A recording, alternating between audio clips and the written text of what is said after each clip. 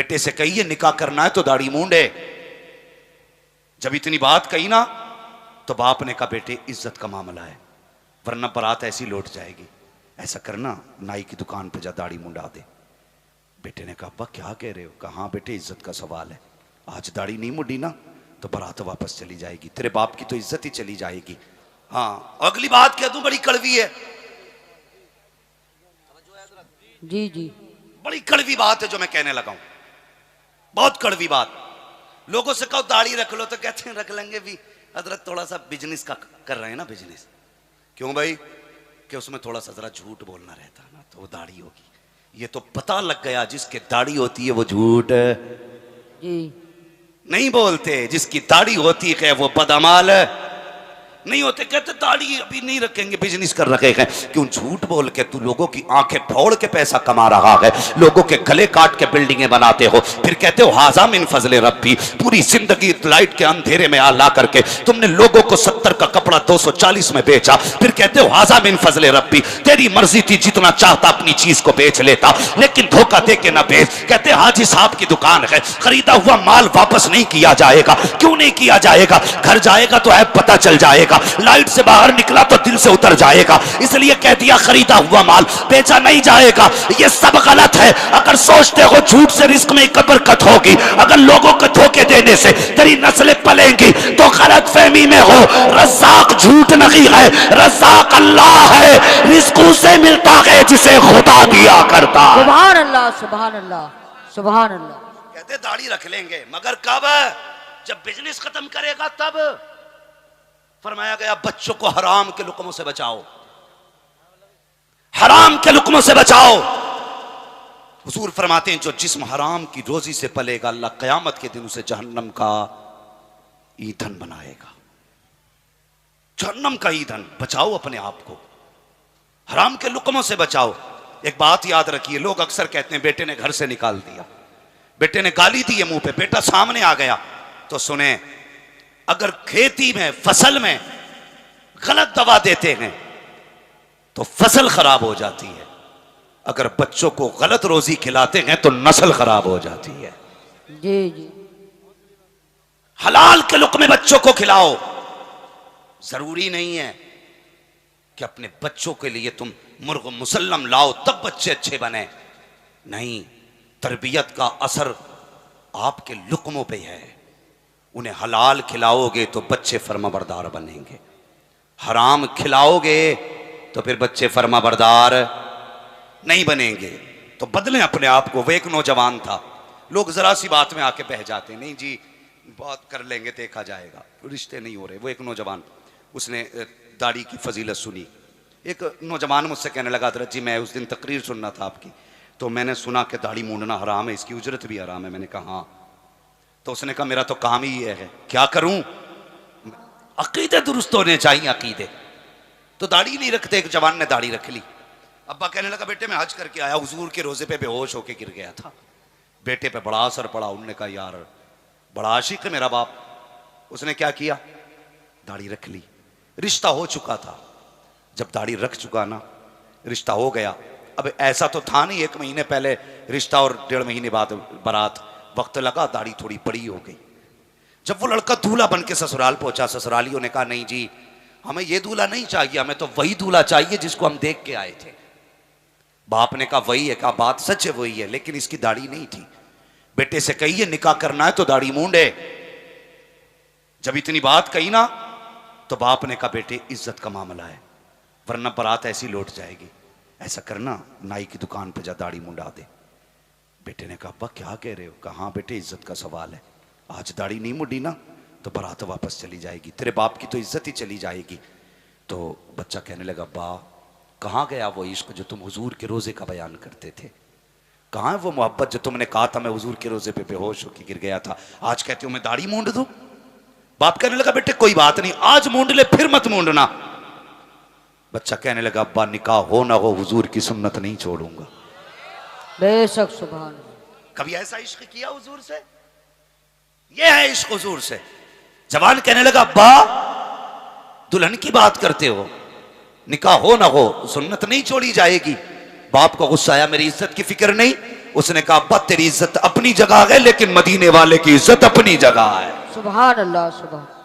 आपकी इज्जत अपनी जगह, लेकिन हुजूर की इज्जत है अपनी जगह। जब इतनी बात बच्चे ने कही, बाप ने कहा सुन बेटे, अब बात अब जब इज्जत की आ गई है, अगर तू मेरी बात नहीं मानेगा तो यहां से तो हम वापस लौट जाएंगे, लेकिन जायदाद में हक नहीं मिलेगा, जमीन में हिस्सा नहीं दूंगा, जब मेरा बैंक बैलेंस है बूटी कौड़ी तुझे नहीं दूंगा, फैसला कर ले, तुझे दाढ़ी चाहिए या जायदाद चाहिए। उसने कहा अब्बा कुछ देर का वक्त दे। इतना कह के बाप के पास से बेटा उठा और अपने सर से सेहरा उतारा, कचड़े के ढेर पे खड़ा हुआ, अपने बाप से कहने लगा अब्बा ले ये जायदाद तुझे मुबारक हो, मुस्तफा की सुन्नत मुझे मुबारक हो। ये कह के चला गया। बाप ने बेटे को धुतकारा, कहा जा तो रहा है, आज के बाद कभी चेहरा ना दिखाना। बेटे ने कहा अब्बा याद करोगे, आज हुजूर के नाम पे सौदा करके जा रहा हूं, जान दे दूंगा लेकिन जायदाद में हिस्सा नहीं मांगूंगा। ये कह के बेटा चला गया। बाप ने बेदखल कर दिया। और मुझे बता तो सही, तूने मुस्तफा के लिए कितनी जायदाद छोड़ी है, हुजूर के लिए कितना अपना लुटाया है। कहते हुजूर प्यार नहीं करते हैं, अरे कुछ लुटा के तो देख। कसम खुदा की वो आशिक ऐसे थे, मुरादाबाद की सरजमीन पर जब अल्लामा काफी को फांसी दी जा रही थी, अल्लाह अकबर कहा था लोगों ने, ए काफी बता कोई आखिरी ख्वाहिश हो। तो काफी ने कहा था मुझे कागज कलम ला के दिया जाए, कुछ लिखना चाहता हूं। अल्लामा काफी को कागज कलम दिया गया, कहा लिखो क्या लिखना चाहते हो। अक्लमंद खड़े थे, पढ़े लिखे खड़े थे। कोई सोच रहा था काफी बीवी के नाम मोहब्बत का खत लिखेगा, किसी ने सोचा था काफी बेटों के लिए वसीयत लिखेंगे, किसी ने सोचा था काफी कुछ ना कुछ तो दे के जाएगा। लेकिन दुनिया हैरत में थी। फांसी के फंदे पे खड़े होकर के काफी ने लिखा था कोई कुल बाकी रहेगा ना चमन रह जाएगा, पर रसूलुल्लाह का दीने हसन रह जाएगा। अदरसो कम ख्वाब की पोशाक पर नाजा न हो, इस तने बेजान पर खाली कफन रह जाएगा। सुभान अल्लाह सुभान अल्लाह। अल्लाह अकबर। हुजूर से इश्क के दावे तो सबके हैं, लेकिन सच्चे करना फिर देख अल्लाह कितना नवाजता है। जवान ने क्या छोड़ा, बीवी छोड़ी, बाप की जायदाद छोड़ी, चला गया। एक ही जोड़े कपड़े थे, बड़े बाप का बेटा था, आजकल का भिखारी तो नहीं था ना। जब मन चाहा तब हाथ फैला दिया। गैरत इजाजत नहीं देती हाथ फैलाने की। महीने बीत गए, कई महीने बीत गए। जवानों बदलो अपने आप को। सर्दी का मौसम आ गया। जब गया था तो गर्मी के कपड़े थे, अब ठंड लगने लगी। कभी किसी कोने में छुप के वक्त गुजारता है, कभी किसी कोने में, सुने बहुत गौर से, कभी किसी कोने में। जब ठंड हद से ज्यादा बढ़ी ना, कहने लगा यार आज रात कहां जाऊं। दिल में ख्याल आया चल मस्जिद चलते हैं। मस्जिद में गया, नमाज पढ़ी। जब सब चले गए ना, तो जो कपड़ा था नमाज पढ़ने का दरी नुमा, वो उस दरी को लपेट के बैठ गया। सर्दी की वजह से उसको लपेट के कोने में बैठ गया। उस मस्जिद का एक पड़ोसी बड़ा अमीर था। जब उसकी आंख लगी तो मुकद्दर जाग गए। उसके ख्वाब में मदीने वाले मुस्तफा तशरीफ ले आते हैं। सुभान अल्लाह सुभान अल्लाह। हुजूर तशरीफ लाए, फरमाने लगे गद्दों पे लेटा है, वो देख मेरा दीवाना, मेरा बेटा मस्जिद में ठंड में बैठा है। सुभान अल्लाह सुभान अल्लाह। इतना सुना आंख खुली, दौड़ लगाई, मस्जिद के पास आया। अल्लाह अकबर, कभी दाएं जाता है बाएं जाता है। मस्जिद में झांक के देखा, ना अंदर कोई ना बाहर कोई। ख्याल आया हुजूर तो ऐसे नहीं कहेंगे, कोई ना कोई तो मस्जिद में है। चारों तरफ निगाह डाली, एक कोने के अंदर गठरी सी देखी। उसने कहा ये सब के कपड़े में गठरी कैसी है। आया, जैसी कपड़ा हटाया, जवान को बैठे हुए देखा, हाथ पकड़ा, घर लेके गया, आलीशान बिस्तर दिया, अच्छे खाने खिलाए। जब सुबह का सवेरा हुआ, जब जवान जाने लगा, उसने हाथ जोड़े, कहने लगा यार कुछ दिन मेरे घर का मेहमान बन जा, मेरे घर कुछ दिन ठहर जा, ताकि मेरे भी नसीबे जाग जाए। उसने कहा मुझ में ऐसा क्या है जो तू मेरी मन्नतें समाजत कर रहा है। उसने कहा था यार कुछ तो तुझ में है, अगर तुझ में कुछ ना होता तो मदीने वाला मेरे ख्वाब में ना आता। का बता तो सही कौन सी नेकी करके आया है कि हुजूर ने ख्वाब में आकर के मुझे तेरा पता बताया है। इतना सुनता है, चीख मार के रो देता है। का रोया क्यों? का बात की कुछ ऐसी है, का बता तो सही कौन सा अमल किया है जो हुजूर को प्यारा हो गया है, कौन सी नेकी की है जो मुस्तफा तुझे बेटा कह के गए हैं। उसने रुख किया मदीने की तरफ, रो के कहता या रसूल अल्लाह सिर्फ दाढ़ी रखी है तो इतना प्यार करते हो, अगर तुम्हारा हो जाऊंगा तो कितना प्यार करोगे। सुभान अल्लाह सुभान अल्लाह। नारे बेवफाई तकबीर, पर नारे रिसालत, इतना प्यार करते हैं। करबला कॉन्फ्रेंस, नारे तकबीर, नारे रिसालत। हमारी बेवफाई पर वो इतना प्यार करते हैं, अगर हम बावफा होते तो क्या होते। सुभान अल्लाह सुभान। अगर हम बावफा होते तो क्या होते। खुदा की कसम फिर गुंबद खजरा से आवाज आती है, दिल तो क्या चीज है हम रूह में उतरे होते, तूने चाहा कि नहीं चाहने वालों की तरह, तूने चाहा कि नहीं चाहने वालों की तरह, उनके होके तो देखो। कसम खुदा की जो दिल उनके दर्द में डूब जाता है वो सारे दर्दों से महफूज हो जाता है। सुभान अल्लाह। वो सारे दर्दों से महफूज हो जाता है। हुजूर से इश्क करो, दाढ़ी रख चेहरे पे, और फिर देख जिंदगी कैसे बदलती है, कैसे बदलती है। खुद को बदला हुआ महसूस करोगे। अगर एक दाढ़ी का ये कमाल है तो फिर हुजूर का किरदार अपनाने का कितना कमाल होगा, कितना कमाल होगा। हुजूर से प्यार करो, हुजूर से मोहब्बत करो। नौजवानों, अल्लाह आपकी दोस्ती को सलामत रखे। किसे पता था कि आपका दोस्त हमारा भाई घर से बेघर होगा, गरीबुल वतन होगा, मौत अपने पंजे गाड़ देगी। वो मौत जब पंजे गाड़ देती है तो फिर एक लम्हे की मोहलत नहीं देती, एक सेकंड की मोहलत नहीं देती है। हाँ, मौत जब आती है ना तो फिर मौका नहीं देती। वो आज अपनी कब्र में है। हम तो ये गुमान करते हैं अल्लाह वो मगफूर हो, अगर मगफूर है तो उसके दर्जात में बुलंदी अता कर दे। आमीन। और अगर किसी मुसीबत में गिरफ्तार है तो करबला वालों के सदक़े में उसको रिहाई अता फरमा दे। आमीन। वरना फरमाया गया, मेरे हुजूर ने फरमाया, दफन होने वाले की मिसाल एक डूबने वाले शख्स की तरह है। उस शख्स की तरह जो समंदर में डूब रहा हो, गोते खा रहा हो। डूबने वाला क्या करता है? हाथ मारता है। और बड़े बूढ़े कहते हैं डूबते को तिनके का, अल्लाह सलामत रखे, डूबते को तिनके का सहारा काफी, सहारा काफी होता है।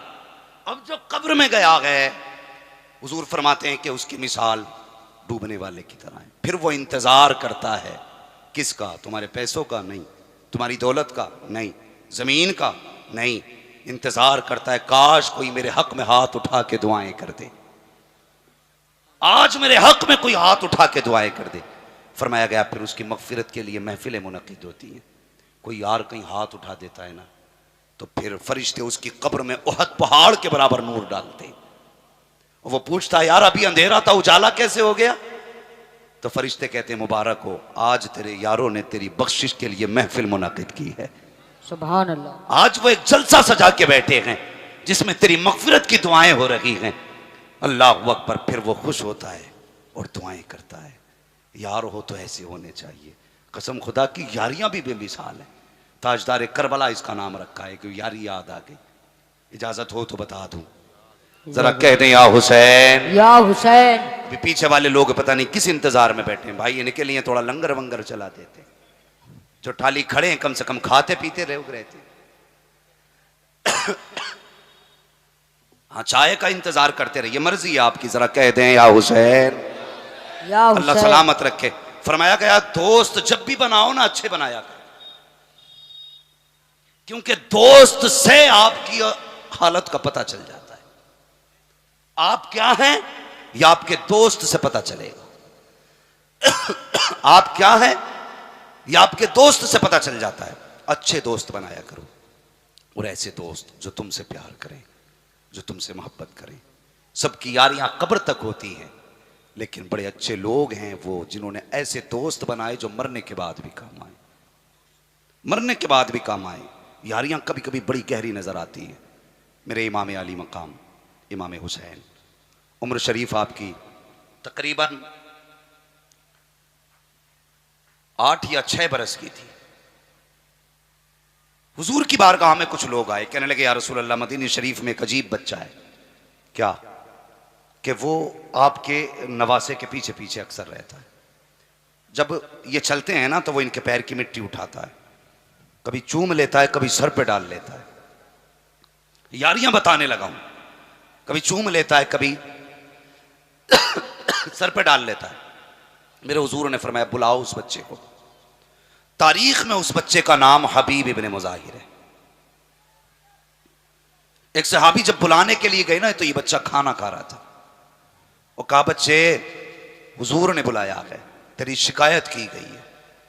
इतना सुना ना, लुकमा छोड़ दिया, वो बच्चा दौड़ने लगा। बुलाने वाला पीछे, जिसको बुलाया जा रहा है वो आगे जा रहा है। किसी ने कहा शिकायत की गई, और इतनी तेज। उसने कहा कोई आम हाकिम के पास नहीं जा रहा हूं, मदीने के हाकिम के पास जा रहा हूं। सुभान अल्लाह, सुभान। वो और हाकिम होते हैं जिनसे मुजरिम डरते हैं, ये तो वो हाकिम हैं जिनके कदमों में जाने के लिए दुश्मन भी दुआएं करते हैं। जब ये हुजूर की महफिल में पहुंचे ना हबीब इब्ने मुज़ाहिर, तो हुजूर बैठे थे, हुजूर की करवट में शहजादे बैठे थे। दोनों को आमने सामने हुए। मेरे हुजूर ने हबीब को बुलाया, फरमाने लगे हबीब इस बच्चे को जानता है? तो हबीब इब्ने मुज़ाहिर ने कहा जी। कौन है ये? कहा ये आपके नवासे हैं, अली के बेटे हैं, फातिमा के लगते जिगर है। कहा तुम्हारी एक शिकायत की गई है कि जब ये चलते हैं ना तो तुम इनके पीछे चलते हो। कहा जी। कहा इनके कदमों के निशान की जगह की मिट्टी भी उठाते हो? कहा हाँ। कहा सर पे डालते हो? कहा हाँ। आप फरमाते हैं ये क्यों करते हो, ये क्यों करते हो? जब इतनी बात कही ना, तो हबीब कहने लगे या रसूल अल्लाह, सारा जमाना हुसैन से प्यार करता है, लेकिन मैं आपके हुसैन से इश्क किया करता हूं। बेशक, सुभान अल्लाह। मैं आपके हुसैन से इश्क किया करता हूं। हुजूर अगर ये खता है तो जो चाहे सजा दे दे, मैं गर्दन झुका के खड़ा हूं। मुस्तफा सर कटाने के लिए आपके इशारे पे तलवार तैयार हूं। मेरे हुजूर अपनी जगह से खड़े हुए, आपने यूं बाजू फैलाया, फरमाने लगे आ मेरे सीने से लग जा। अल्लाह अकबर। हुजूर की जात के बारे में कभी सोचिए, अगर मेराज में जाते हैं तो अर्श कहता है कि तलवों का बोसा मिल जाए। अगर पहुंचते हैं आप बैतुल मुकद्दस में, कसम खुदा की अंबिया कहते हैं पीछे खड़े होने की जगह मिल जाए। ये कितने नसीबों वाला बच्चा था। हुजूर खड़े हुए, फरमाते मेरे सीने से लग जा। बच्चा दौड़ के आया, हुजूर के सीने से आके लग गया। कसम खुदा की सारी प्यास बुझ गई थी, मुस्तफा ने सीने से लगाया। उसके बाद आपने एक हाथ में हुसैन का हाथ लिया, दूसरे हाथ में बच्चे का हाथ लिया, और दोनों के हाथ में दे के कहा था या अल्लाह मैंने इनको मिला दिया है, आखिरी दम तक इन्हें जुदा मत होने देना। सुभान अल्लाह, सुभान अल्लाह। ये दुआ किसने दी? सुभान अल्लाह, हुजूर ने। अब गौर करें, बचपन की यारी, बचपन की। और फिर वो वक्त आया, मेरे हुसैन मक्के से करबला जाने लगे, मक्का शरीफ से करबला जाने लगे। जब करबला के लिए आप रवाना हुए, आपने फरमाया लो ये मेरा खत, मेरा एक यार रहता है, उम्र 72 साल है, उस तक पहुंचा दो। खत में क्या लिखा था? खत में लिखा था हबीब तेरा यार करबला जा रहा है, अगर तेरा जी चाहे तो तू भी आ जाना। मुअर्रिखीन लिखते हैं करबला में हुसैन बाद में पहुंचे थे, हबीब इब्ने मुज़ाहिर हुसैन से पहले पहुंच गए थे। सुभान अल्लाह, सुभान। ये है यारियां। और अल्लाह अकबर, कैसी यारी निभाई। और यार वो नहीं होते जो दोस्तों को लेके क्लब में जाएं, यार वो नहीं होते जो दोस्तों को लेकर के डांस पार्टियों में जाएं। सच्चे यार वो होते हैं जो दोस्तों का हाथ पकड़ के मस्जिद में लेके जाते हैं, सुभान अल्लाह। जो दोस्तों का हाथ पकड़ के कुरान की महफिल में लाते हैं, जो दोस्तों का हाथ पकड़ के जलसों में लाया करते हैं, उन्हें सच्चे यार कहा जाता है। अल्लाह अकबर। हबीब इब्ने मुज़ाहिर करबला पहुंचे। मेरे हुसैन ने खुतबा इरशाद फरमाया था, यह भी कहा था जिसे जाना हो चला जाए, जिसे ठहरना हो ठहर जाए। अल्लाह अकबर। जब सुबह का सवेरा हुआ था, 10वीं मुहर्रम की सुबह में मेरे हुसैन ने जाने का हुक्म दिया, तो हबीब इब्ने मुज़ाहिर ने अपनी तलवार हुसैन के कदमों पर रख के कहा था, हुसैन इसलिए वापस कर रहे हो कि हमारी दाढ़ियां सफेद हो चुकी हैं, और ये सोच रहे हो कि लोग हमें सफेद दाढ़ी वाला समझ के आपकी जमात को कमजोर समझेगी। हबीब इब्ने मुज़ाहिर ने कहा था, हुसैन मेरा वादा है अगर सूरज निकलेगा और सबसे पहले इस जमात से कोई सर कटाने जाएगा तो वो कोई और नहीं होगा, तेरा 72 साल का यार हबीब इब्ने मुज़ाहिर जाए। सुभान अल्लाह, सुभान अल्लाह। ये यारियां थी और तारीख गवाह है। जब सुबह का सवेरा हुआ, हबीब इब्ने मुज़ाहिर सबसे पहले आ गए। हुर के बाद, क्योंकि हुर हुसैन की जमात से नहीं थे, यजीद की जमात से आए थे। फिर हुर के बाद हबीब इब्ने मज़ाहिर आए। वो इश्क देखो, अकीदा देखो। आके कहने लगे हुजूर इजाज़त दें। जैसे इतना कहा ना इजाज़त दें, आप फरमाने लगे हबीब 72 साल का बूढ़ा है, लाठी के जरिए चलता है, क्या लड़ेगा। कहने लगे इजाज़त तो दें, बस इतना करें अपने हाथ से मुझे आज सवार कर दें। कैसे अकीदे थे, अल्लाह अकबर। कहने लगे अपने हाथ से सवार कर दें। हुसैन ने हबीब इब्ने मज़ाहिर को सवार करने के लिए हाथ पकड़ा ना। कहने लगे हुजूर याद है बचपन में आपके साथ रहता था, आपके कदमों की खाक सर पे डालता था, आज मेहरबानी करें कदम पीछे हटाएं, हबीब आपके कदमों की खाक उठाना चाहता है। ये इश्क आपने खाक उठाई, सर पे डाली, फिर सवार हुए, लाठी फेंकी, घोड़े पे सवार हुए। अब देखो निस्बतें कितनी बड़ी चीज़ होती हैं, मोहब्बतों की निस्बतें, दोस्ती की निस्बतें कितनी बड़ी चीज़ होती हैं। गौर करना प्यारे, घोड़े पर बैठने लगे और जब करबला के मैदान में गए, अमर इब्ने साद ने कहा था वो देखो हुसैन की जमात का 72 साल का बूढ़ा आ रहा है, 72 साल का, जाए कोई सर काट के लाए। 5 यजीदी आए, आपने तर्ज से सर जुदा किए। कहने लगे तुमने हमें पहचाना नहीं, तुम और हो हम और हैं। सुभान अल्लाह, सुभान। तुम 72 साल देख रखे हो, तुम और हो हम और हैं। एक यजीदी कहने लगा यार एक काम मेरी मर्जी से कर लो। कहा क्या। कहने लगे कि हुसैन ने हमारा एक फौजी तोड़ लिया, हम भी तो एक आध तोड़ सकते हैं ना। कहा कैसे। कहा कि इन्होंने जन्नत का लालच देके तोड़ा, हम पानी का लालच देके तोड़ेंगे, पानी का लालच देके। कहा कैसे। कहा 3 दिन का प्यासा है, 72 साल का बूढ़ा है, कहो ना इससे कि ये पानी ले। अल्लाह अकबर। अमर इब्ने साद कहने लगा तुम्हें नहीं पता ये हुसैन का फौजी है, पानी पे नहीं बिकेगा। का इजाजत तो दे, हो सकता है प्यास ले आए। इतना कहा, प्याला हाथ में लिया पानी का, खड़ा हो गया। कहने लगा 72 साल के बूढ़े तू 3 दिन का प्यासा है, होठ सूखे हैं, आजा हमारी जमात में आजा, तुझे पानी भी दिया जाएगा और आला मर्तबा भी तुझको दिया जाएगा, किसी कबीले का सरदार तुझे बनाया जाएगा। अल्लाह अकबर। इतना कह के पानी का प्याला दिखाया। हबीब इब्ने मज़ाहिर ने देखा, तलवार नीचे कर ली, घोड़े को एड़ लगाई, उधर चले जिधर से पानी का प्याला आ रहा था। जैसे पानी के प्याले की तरफ बढ़े हैं, यजीदी हंस कर कहने लगा देख मैंने कहा था मैं हुसैन का फौजी तोड़ सकता हूं, पानी के लालच में आ जाएगा। इधर हबीब बढ़े हैं, उधर वो यजीदी बढ़ा, आया करीब, पानी का प्याला लेकर के उठा के कहने लगा लो हबीब हमें तुम्हारे बुढ़ापे पे तरस आया है, ये पानी पी लीजिए। आहिस्ता से हबीब ने घोड़े की सीन से पैर निकाला और इतनी जोर से ठोकर मारी कि जो पानी लेके आया था प्याला उसके सर पे लगा। उसने कहा तुझे क्या हुआ है, पानी प्याला नहीं है। हबीब इब्ने मज़ाहिर ने कहा था तुम्हें क्या लगता है तुम्हारा पानी खरीदेगा। कहा जो हुसैन के हाथ पे भी गए हैं उन्हें जमाने की दौलत खरीद नहीं सकती है। सुभान अल्लाह, ये सुभान। होते हैं हुसैनी। तो अगर आप बिके हैं किसी पे ना, तो फिर कच्चे नहीं रहना है, पक्के बनना है। सिर्फ नारों के लिए रज़वी नहीं, किरदार में भी रज़वियत होनी चाहिए, वजूद में भी रज़वियत होनी चाहिए। यही तो वजह है ना जो दूसरे लोग हमें ताने देते हैं कि ये नारे लगाने वाले एक दिन नमाज नहीं पढ़ते, एक दाढ़ी का बाल नहीं रखते और कहते हुजूर का दामन नहीं छोड़ेंगे, सजा चेहरे पे सुन्नत, बता हम रजा वाले हैं। हाँ बताओ हम रजा वाले हैं, अखलाक भी बेहतर करो, किरदार भी बेहतर करो। और एक बात याद रखो, वो यार अपने ही हाथ का किया हुआ काम आएगा, अपने हाथ का, दूसरों की कोई गारंटी नहीं है। जरूरी है सबको ऐसे ही यार मिल जाए जैसे भाई तफसीर को मिले, सबको ऐसे दोस्त मिल जाए, जरूरी नहीं है। इसलिए कि हमने बेटों को बाप की कब्र के निशान भूलते हुए देखा है, हमने बच्चों को मां की कब्र भूलते हुए देखा है। अगर औलाद मां बाप की कब्र भूल सकती है, गारंटी है कि दोस्त याद रखें। याद आएगी कभी पार्टी में, कह देंगे एक था हमारा यार बड़ा अच्छा था, बड़ा मजा आता था यार, फला जगह दुकान पे गए थे, 1 रुपया खर्च करने नहीं दिया।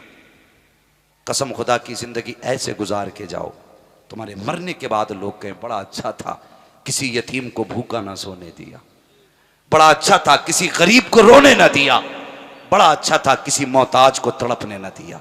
ऐसे अखलाक बनाओ, मौत की तैयारी करो, सबको मरना है। इससे पहले कि मस्जिद से ऐलान किया जाए फला नहीं रहा, फला नहीं रहा, उससे पहले अपनी कब्र की तैयारी कर लो, मौत की तैयारी कर लो। कोई किसी के लिए कुछ नहीं कर पाता, कोई नहीं कर पाता। लोग कब तक याद रखते हैं? 40वें तक, बहुत याद रखते हैं तो बरसी तक। उसके बाद कभी कब्रिस्तान जाके देखा करो, जब तुम अपनों की कब्रों पे फूल चढ़ाने जाओ ना, देखना वहां पे कितनी कब्रें ऐसी भी होंगी जिनमें आज कोई मिट्टी डालने वाला नहीं, तख्ते बैठ गए कब्रों के। आज अपनों को लोग देख रहे हैं, कोई आए, कोई आने को तैयार नहीं, कोई आने को तैयार नहीं। कब्रें बैठ गई, हड्डियां चमक रही हैं। हाँ, हमें बदन के कपड़े तो याद है, बिल्डिंग का पेंट तो याद है, हर साल का बीमा कराना तो याद है, लाइफ इंश्योरेंस तो याद है। अगर याद नहीं है तो बाप की कब्र याद नहीं है, अगर याद नहीं है तो उस मां की कब्र याद नहीं जिसने हमें खून जिगर पिला के जवान किया है, अगर याद नहीं तो उस बाप की कब्र का निशान याद नहीं जो तड़पती धूप में, कड़पती धूप में मजदूरी करके हमारे शौक पूरे करता रहा, अगर याद नहीं तो उस मां की कब्र याद नहीं जिसने गर्मी में तपती हुई धूप में रोटी बना के खिलाई। वो यार सोचा भी करो कभी कभी, कौन लेटे हैं कब्रिस्तान में?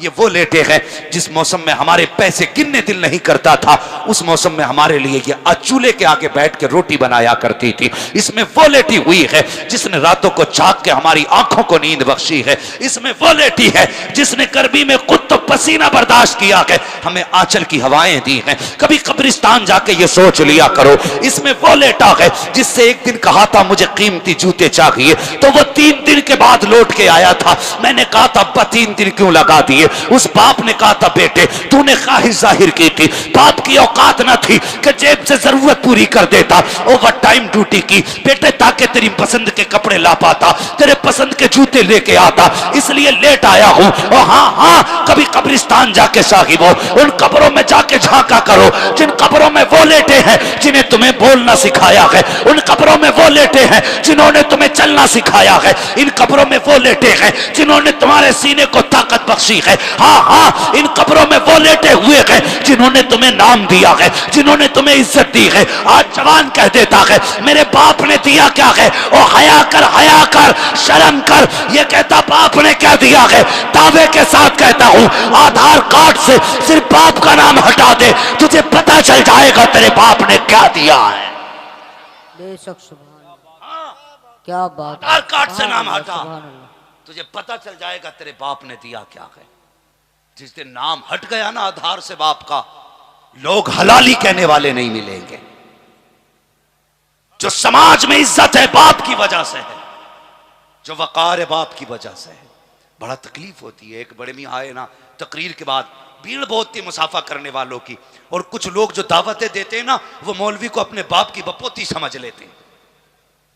कहते कोई मिलेगा तो हमारी मर्जी से, मुसाफा करेगा तो हमारी मर्जी से। क्यों बे, तू मौलवी का ठेकेदार है? तो लोग मिलने नहीं दे रहे। नहीं हजरत नहीं मिल। मैंने देखा ना एक बूढ़े को, बड़ी कोशिश कर रहे थे बड़े मियां, मैंने कहा यार चचा को आने दो। जब वो आए ना तो मुझसे लिपट के रोने लगे। मैंने कहा चचा क्यों रोए? उसने अपनी ये आस्तीन उठाई ना तो यहां से यहां तक हाथ फटा था। कहने लगे मौलाना परसों ही मेरे बेटे ने मुझे मारा है, परसों ही मेरे बेटे ने मुझे मारा है। यार दुख होता है, बंद करो ना फिर जल से, अगर नहीं संभलना है तो। क्या फायदा रातों रात जाग के? अगर तुम बाप की इज्जत ना कर सके तो कैसे मुंह दिखा के कहोगे हमने हुजूर की इज्जत की है? मुझे भी समझाओ ना, वो आला हजरत का इश्क कौन सा है कि तुम आला हजरत के नारे लगाते रहो और बाप को गालियां दे के घर से बाहर निकाल लो। पक्का रज़वी वही होता कि जो बाप का भी फर्मा बरदार हो, मां का भी फर्मा बरदार हो। ये कान खोल के सुन लेना। और मुझे जन्नत बांटनी नहीं आती है। जन्नत मेरे बाप की नहीं, जन्नत रसूल पाक की है। जन्नत उसे मिलेगी जिसे हुजूर देंगे, और हुजूर उसी को देंगे जो हुजूर के अखलाक को भी अपनाएगा। लोग कहते हैं कि साहब हमारे बाप ने हमारे लिए किया क्या? वो कभी पड़ोसी से पूछना तेरे बाप ने तेरे लिए क्या किया। जब तू पैदा हुआ ना इतना नन्हा सा था, ठंडी हवा का एक झोंका आया तुझे निमोनिया करके चला गया, तेरे फेफड़े जाम हो गए, तेरी नाक बंद होने लगी। सर्दी सिर्फ तुझे नहीं तेरे बाप को भी लगती थी, तेरी मां को भी लगती थी। लेकिन डॉक्टर ने कहा कि इसके फेफड़े जाम हो रहे हैं, अगर इसको भपारा ना मिला तो बच्चा मर जाएगा। और यार फिर उन्होंने सर्दी को सर्दी ना जाना, तुझे कपड़ों में लपेट के पूरा मौसम सर्दी का अपने ऊपर गुजार दिया। लेकिन तेरे सीने की सांसें ढूंढ ढूंढ के लाए हैं। हाँ, तेरे सीने की सांसें तलाश करके लाए। डॉक्टर ने कहा ये बचेगा नहीं, इसके दिल में छेद है। बाप को कौन लग जाएगा? बाप को कोई नहीं लग सकता। बाप ने कह दिया अगर इसके दिल में छेद है, डॉक्टर बता अगर मेरा दिल निकल सकता है तो निकाल ले, मैं मर जाऊंगा तो क्या हुआ, मेरे बेटे को तो जिंदगी मिल जाएगी। कहां से लाओगे बाप का बदल? अल्लाह की कसम अगर ये चला गया ना तो दुआएं दे के, पैसे लेके दुआएं देने वाले हजारों पीर मिलेंगे, लेकिन बिना लालच के दुआएं देने वाला कोई दूसरा नहीं मिलेगा। तकलीफ होती है। लोग कहते हैं मैं हर जुमेरात को बरेली जाता हूं। हर जुमेरात को तू बरेली जाता है, बता हर शाम को मां के पास जाता है कि नहीं? हर सुबह को बाप के पास जाता है कि नहीं? हर जुमेरात को बरेली जाना फख्र की बात है। हां हम भी कहते हैं जाया करो, लेकिन उससे ज्यादा जरूरी है सुबह शाम मां बाप के कदमों में भी बैठा करो। बैठे हम नहीं, महीने बीत जाते हैं, कभी पूछे ही नहीं मां तुमने कब से नहीं खाया।